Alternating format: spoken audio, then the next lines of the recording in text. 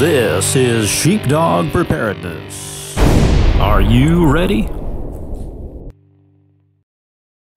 good morning. Welcome to Sheepdog Preparedness. You got Kenny back with you again. And the long-awaited food video is finally here. I decided to go for it this morning. This will be a multi-section video, so I'll just edit everything together into one long video. So as I'm recording this, it may be a few hours later before I actually get to post this finished video, just because I'm gonna have to stop and do some editing between segments. We're going to talk about all the different ideas on what you can store as far as food for your preparedness and SHTF scenario. So let's get right to it. Also, you may notice the new intro to the channel. I worked on that off and on the last 2 weeks, so let me know what you think about it. Put a little bit of effort into it, so spice things up a little bit and doing an intro for the channel, and you'll also see a little video at the end for the outro. Let me know what you think.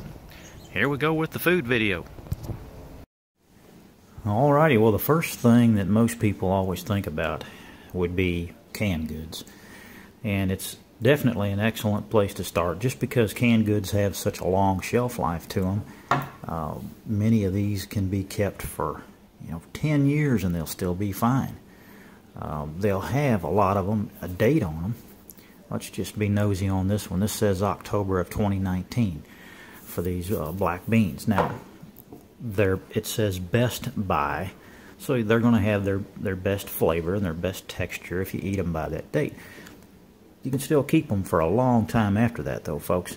Get some kind of system developed to where you've seen these little racks, and I'll post a link down below, where it stores all your canned goods, kind of in a row, and you feed the top end so that the oldest stock is coming out first. Do something like that inside your cabinets, and then that way you're always eating the oldest one first, and then load up on extras. Get one of those racks for green beans, one for corn, one for peas, whatever, and start filling those up. Don't forget, when it comes to canned goods, to do canned meats. They'll keep for many years. Tuna, chicken breast.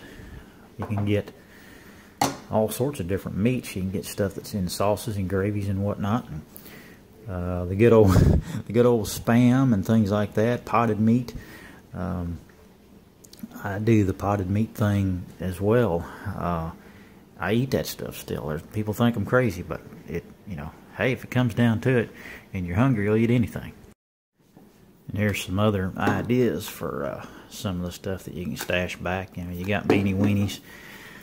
Oh, what's the date on these bad boys? These also say 2019 best by. They'd be edible long after that. The Armor potted meat stuff. Just a few ideas of things you can do with canned goods. We'll talk about quantities and stuff as we get towards the end of this video. These first several sections, I just want to throw the ideas out there to you. But later on in the video, we'll talk about how much of this should you store back. Alrighty, our next category is, of course, beans and rice. One of the other main things that first comes to mind, especially from us preparedness types, just because of the long storage ability of these things. Dried beans and several different varieties of rice, whether it's white rice or jasmine rice or something like that. These things will keep for a long time. And don't necessarily just get them in this size. Get them in the bigger quantities at Sam's and Costco, or even Walmart now has some pretty good sized bags of rice that are 20 and 25 pounds. And the same thing with beans. Store them away in good airtight containers so that mice can't get to them, critters.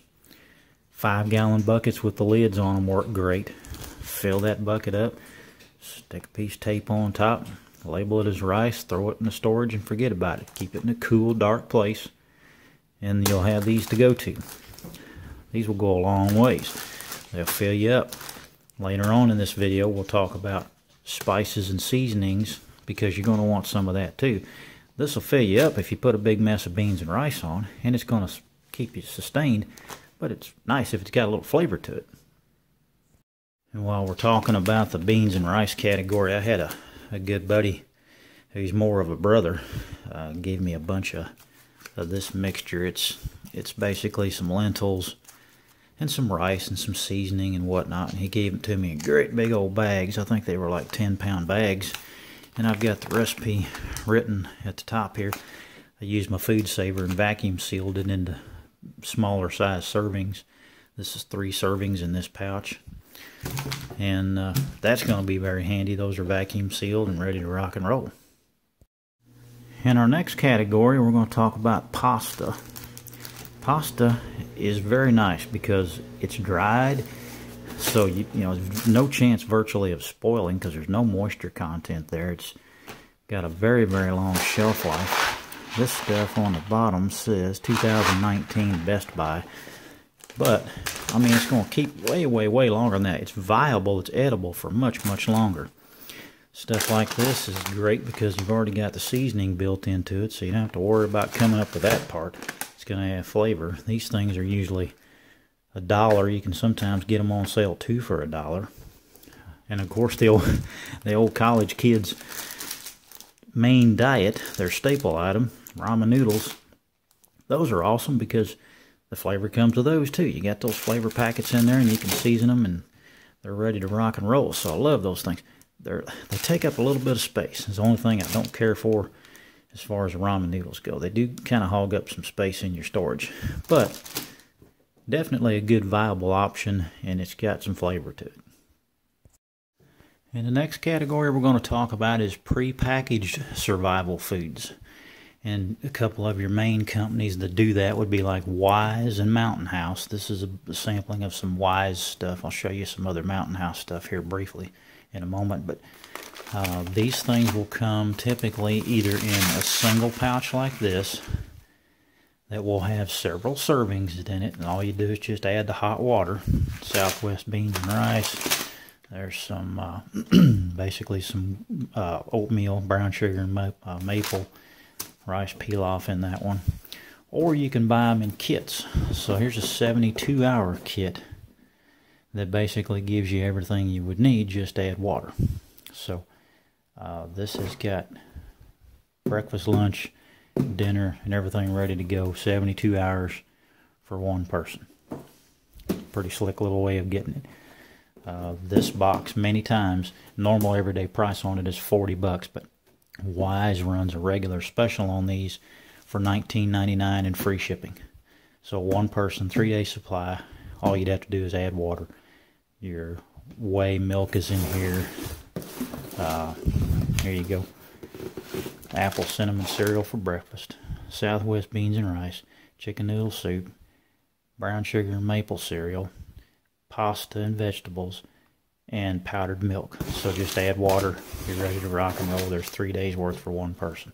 It can be had on sale for about $20. Wise also makes this kit here in the bucket. And this one's got some fire starter stuff with it, a water filter bottle, and all the food and stuff for 72 hours. And this is a 2-person kit on this one, so 2 people for 3 days. A little bit more expensive buying the kits like this. And I promised you a view of some Mountain House products, since we already looked at the Wise products.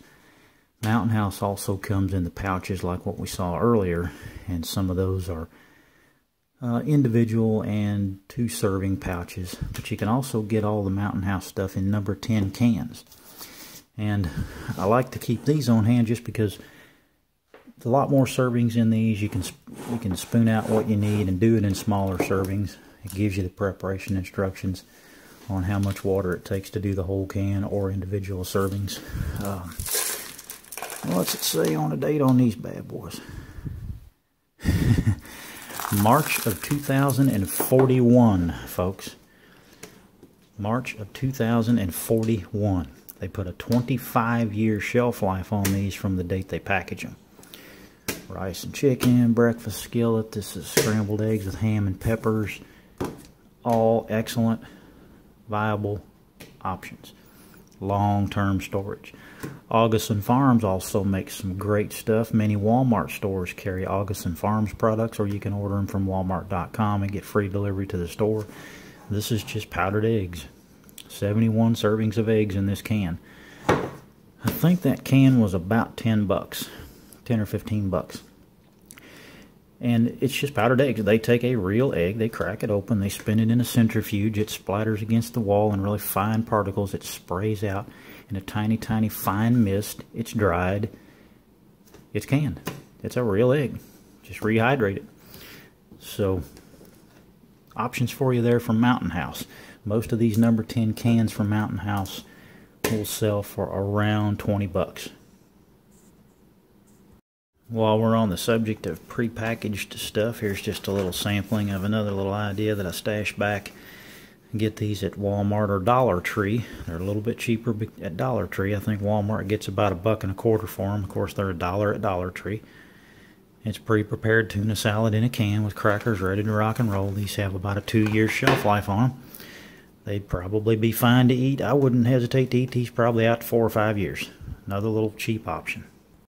Alrighty, our next option, MREs. Maybe not the greatest tasting thing on earth, but they do have a long storage life to them. The ones that you're looking at here, I have had for, I would say, at least 10 years. And they're older than that. These were military surplus that I picked up dirt cheap that were leftovers after Hurricane Katrina. And you got boneless pork chop on that one, beef stew on that one. For those of you that aren't familiar with an MRE and have never operated one, there's a heater inside there that operates on water. You'll set the meal will come in a little cardboard container of some kind, like here's some rice pilaf. You'll take the meal pouch that's inside this box, drop it in this plastic bag, put water into it, has a chemical reaction and heats the meal up. You can eat them cold if you want to. Lots of times people save the heaters back and eat the meal cold in an emergency situation and use the heaters for other purposes. And inside the MRE it also has a convenience pack, which usually has some Tabasco, some instant coffee, some toilet paper, some matches, a handy wipe, some kind of candy usually. Sometimes it's a Tootsie Roll or some gum or something. There's crackers in them sometimes, and sometimes you'll get grape jelly or peanut butter or something like that. There's some cookies. Anytime I open one up, I save everything that doesn't get eaten out of it because it's all long-term storage stuff. So if it's something that's left over, it goes in the tub, the MRE tub. So there's not only a bunch of full MREs in that tote, but there's a bunch of little leftover stuff like cookies and peanut butter and grape jelly and whatnot. These things, I check them every now and then. About once a year, we'll pull one out, we open it up, we eat it, we test it, make sure it still tastes okay and looks okay. I haven't had any problems out of these. Like I said, these are going on probably, geez, I can't even remember when Katrina was. It's been that long ago. But these are going on. You know, they weren't new when they went to Katrina probably, so they're probably 15-year-old MREs. And they're probably fine. If they're stored in a cool, dark place, these things are probably good for 20, 25 years. Next category we're going to talk about is canning and preserving. This is my new favorite thing as far as preparedness goes. I had an absolute ball this year doing this, and it's in my blood. Grandma on my dad's side used to do a ton of canning, and some of these recipes that I used were hers. So it gave me that connection to her, and she's no longer with us, but it's her generation. I mean, they went through the Great Depression. They knew what it was all about. They lived it. So they got into this sort of stuff because they didn't want to be without. And they're smart. And so we need to get back to that, back to the basics.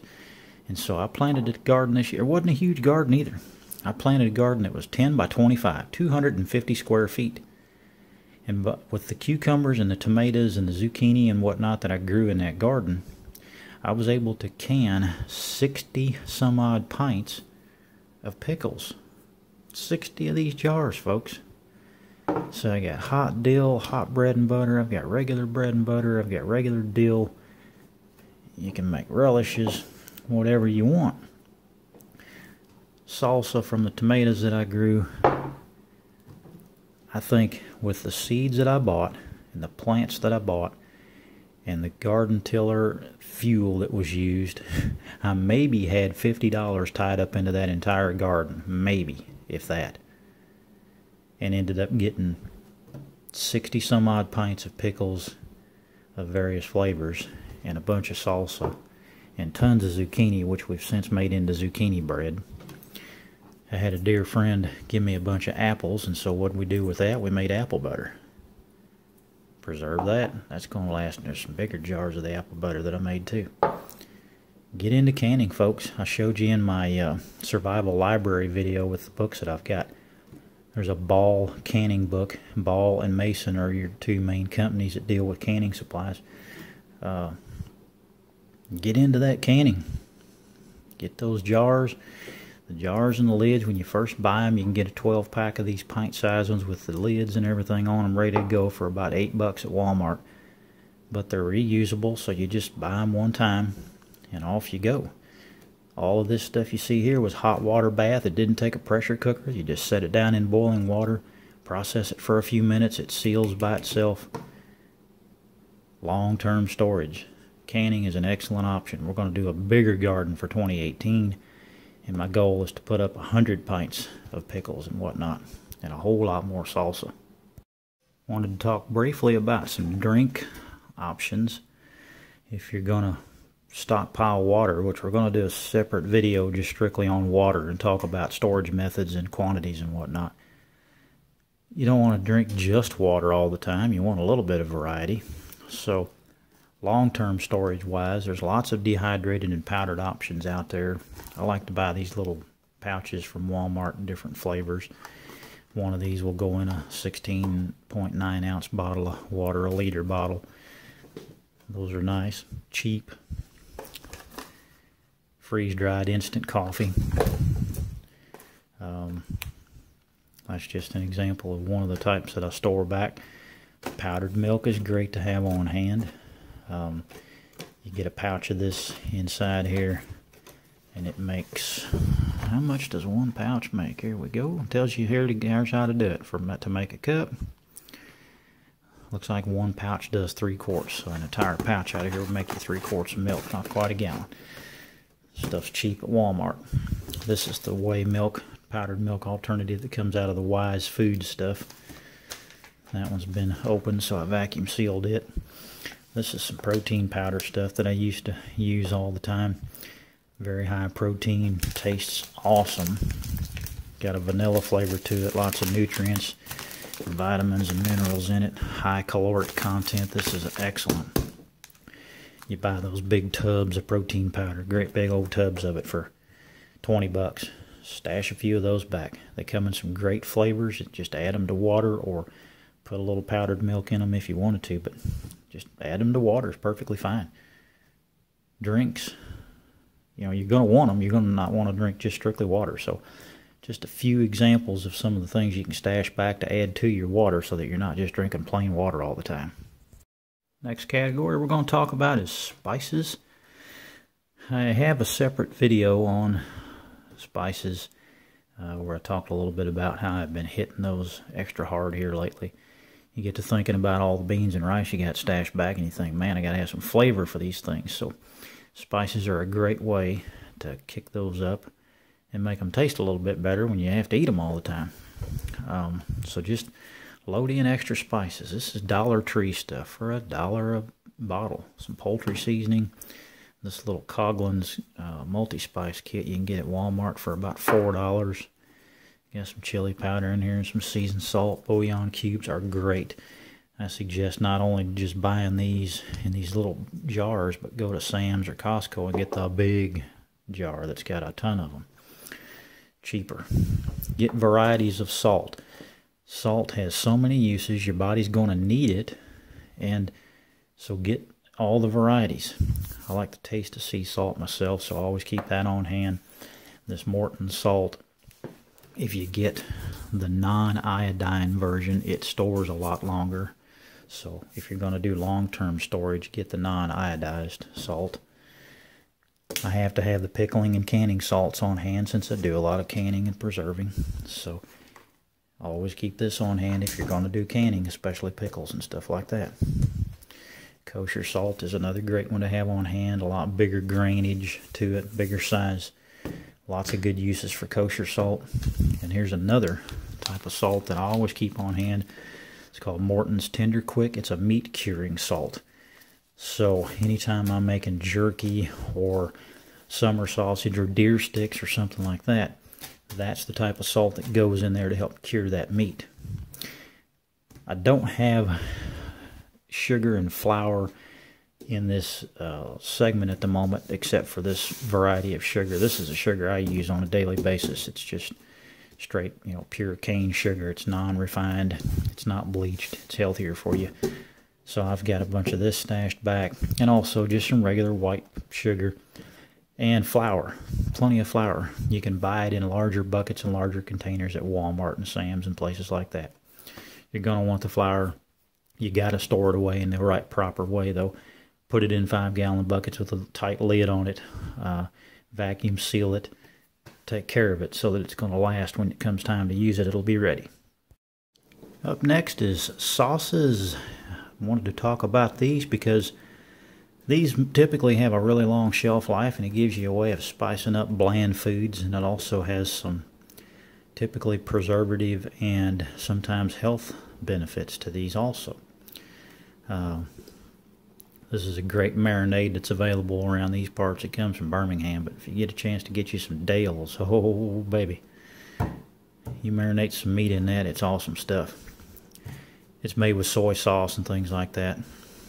Soy sauce is another great one that I forgot to throw in the video here, but get you some soy sauce, get you some Worcestershire sauce.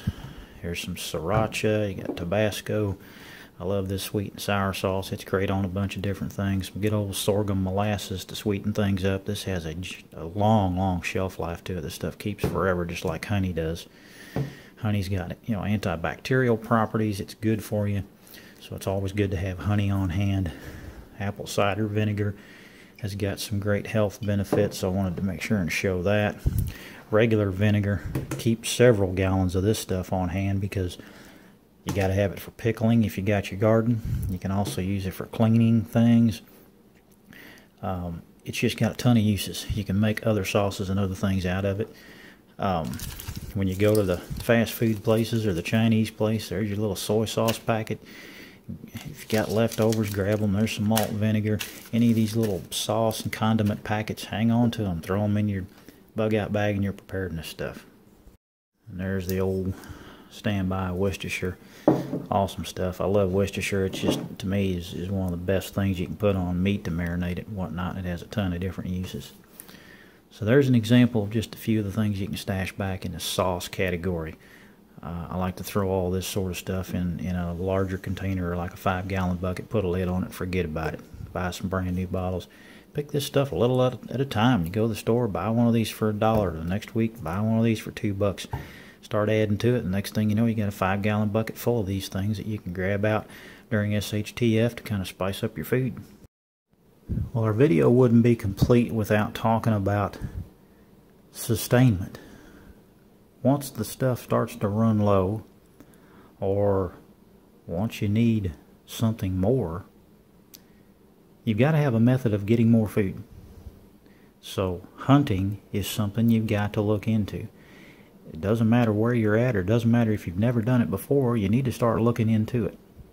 Whether it's with bow and arrow, or whether it's with crossbow like what we have here with this crossbow bolt, or whether it's with shotgun or rifle, you got to have some sort of hunting method to get out there and get yourself some more food. I'm blessed because I'm here on the farm. I've got 150 acres, so we got rabbits, and we got squirrels, and we've got dove and quail and deer galore, and there's plenty of opportunities to get more food when I need it. In the city, it's tough. It's very tough. That's why I've been saying for so many years to everybody, if you're in the city, get out.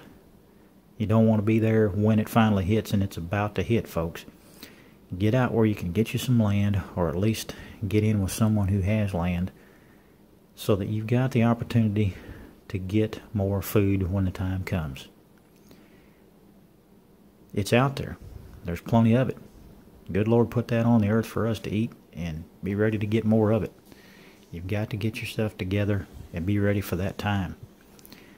Have several methods. I've got a separate video coming up on guns, and we're going to talk about the reason why you would need several different guns. We're going to talk about the ultimate gun to have first, the one I think you should buy first. If you're not going to have any other guns but this one gun, I'll talk about what it should be. So have a way of getting more food. And here's your other method for getting more food. Get out there and plant yourself a garden.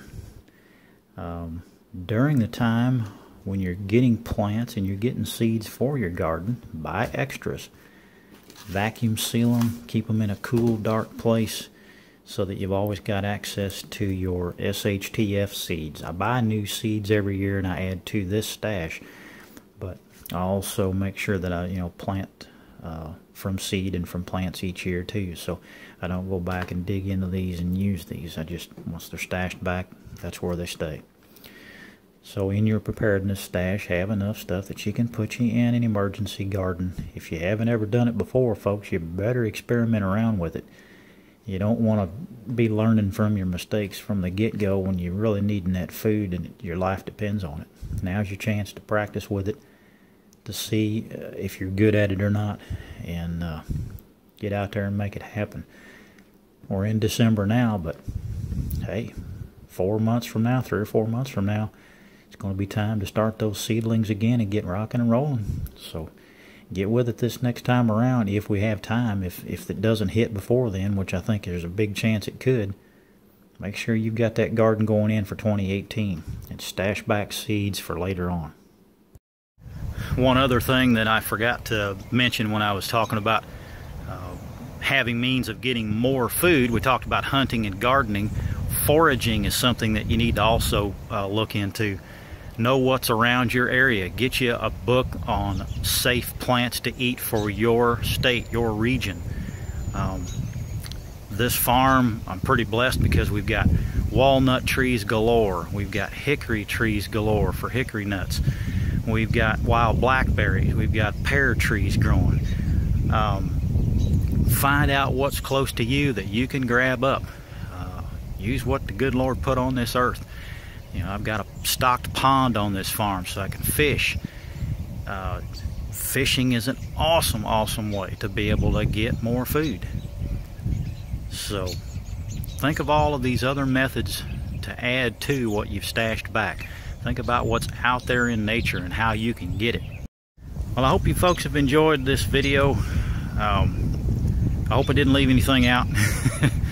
There's a lot of material to cover, and so I hope I got it all in there that I'd been wanting to cover. I'd been thinking about this video and had it on my mind for quite some time, and it should have been one of the first ones, but I knew it was going to take a while to put it together, so I wanted to do it right.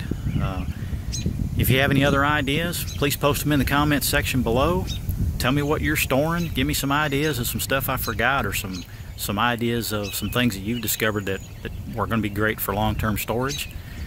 When it comes to stashing your food back, make sure, of course, first and foremost, you're using the perishable stuff first. SHTF scenario happens and there's no power, and it's without rule of law. Get to the stuff in the fridge and the freezer first and use it up quickly. If it's cold weather outside like it's getting ready to be now and it's winter time, you've got storage in your garage or outside for that meat and for some of those other things to make them last a little bit longer. But use those things up first. I've got a bunch of deer meat in the freezer from deer that I've killed. I'd have to go through that stuff as quick as I could, or store it outside if it's winter time and put it in a safe place where the critters can't get to it. So do that stuff first.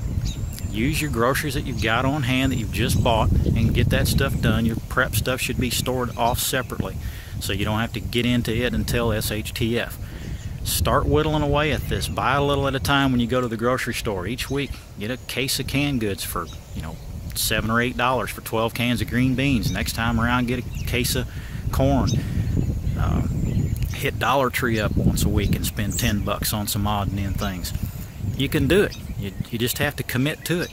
I know a lot of people want to do it and they just think, oh, it's going to take forever. You just have to make that commitment, folks. You have to decide if it's important. Is your family's life important to you? Then there you go. Make it happen, because there's not a lot of time left, folks. all of us who are into this and follow the news and follow what's going on in the world and in the Bible know that the time is at hand, and it's anyone's guess how much longer you've got until you're going to be needing this stuff. So you can't waste any more time, folks. You got to get with it. To start with, settle on the fact that you're going to set aside an extra week's worth of food. Set yourself some goals and whittle away at it. Get an extra week on hand. When you've got that, go for a month. When you've got that, go for 3 months. My opinion is, for what's coming, whether it be economic collapse, which I think is definitely on the near foreseeable future, or whether it's something else, I think you're going to need to have more than a month. I think 90 days is a good goal to set. 90 days for your entire household. Enough food and water and medical and other things to hold you for 90 days.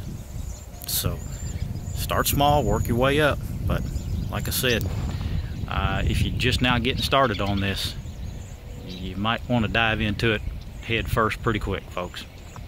There's a lot going on. The world is a very unstable place right now. You're going to need this stuff soon. Are you ready?